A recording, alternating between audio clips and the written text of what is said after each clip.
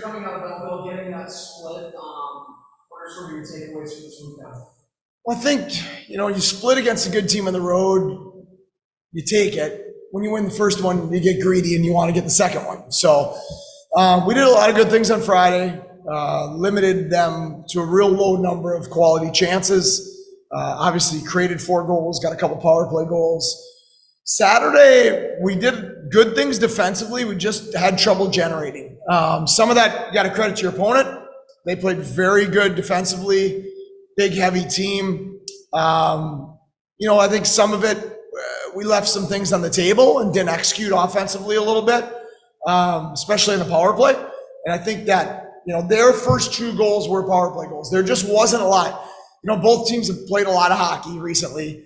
There's certainly a fatigue factor for both that probably sets in on Saturday on the back end of the 3 and 4, on the back end of 10 and 17 or 18, whatever it is.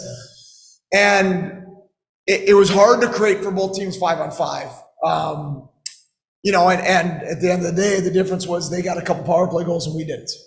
You did have some missing players as well. I want to ask you first about Mason Dobbs. He's been out in 2-3 games in a row. Is there an update there? He was out with an illness that was kind of ripping through the team. So we had a lot of guys either out with it or playing with it this past week. So Jobst was practicing today. He should be fine to go this week. Kozak is still probably week to week with his injury, which is that those are tough to have. You have Jobst and Kozak out at the same time. That hurts you in a lot of areas. Your defensive centers, hard physical players, win puck battles, high-end penalty killers, face-off guys. There's a lot of things that you miss when guys like that are out of your lineup. I mean, it's early in the week. You guys don't play until Friday. You mentioned the illness kind of going through the team.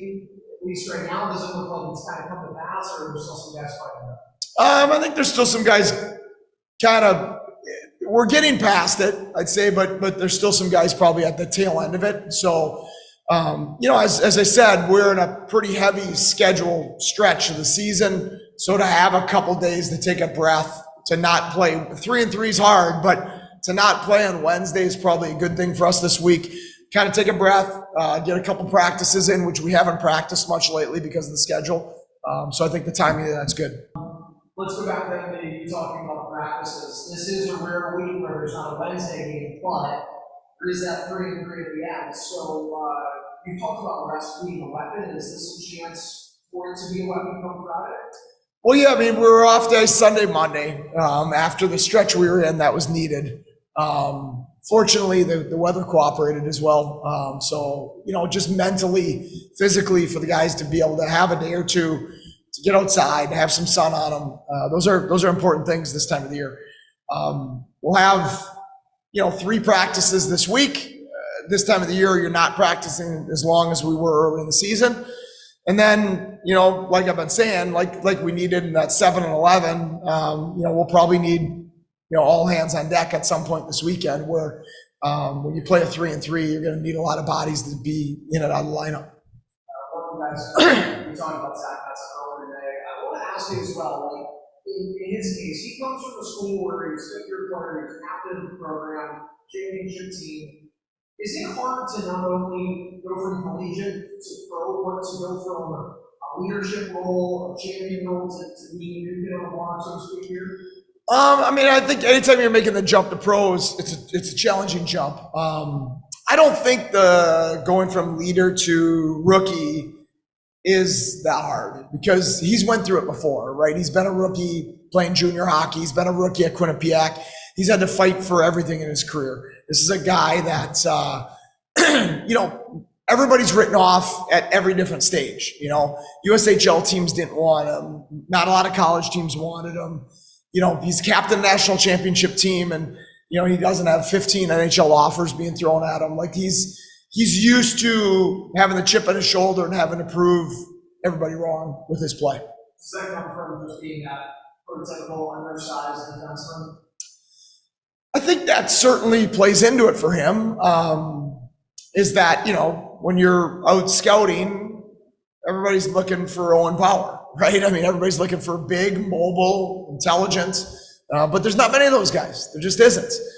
And then, so sometimes you reach for bigger guys that don't have as much intelligence or skill or competitiveness. And there's always trade-offs, you know, and Zach's trade-off is he's a little undersized, but what he gives you in his compete, intelligence, playmaking, and the kind of teammate he is, more than makes up for the lack of size. So when you talk about how he's had to work for everything, I mean, in the time you've been here with him as his coach, what has he shown? How has he been able to always kind of do that, maybe play up to the underdog sort of?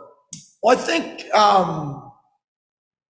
you know, and he's went through ups and downs, and he and I have had, you know, to talk and meet, and he's met with Pacer, you know, just about the growth you need in the process to becoming a great pro and what it takes. But I do believe that you gain a lot of resilience and strength when you go through massive amounts of adversity in your life, in your career.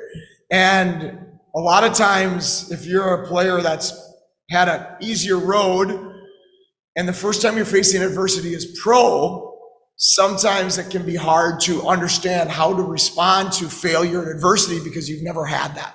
And now you're trying to do it against men in pro hockey, where Metza has dealt with it throughout everywhere he's been in his career. And I think he's always met the challenge. He's met the challenge of being overlooked as a youth player. He's met the challenge of being overlooked in junior. He's met the challenge of being overlooked in college. And so by going through all those things, you just gain an immense amount of resilience and belief in yourself that I can overcome hard things because I've done it before. And so that helps you in the next hard situation you're in. Don, do you have anything?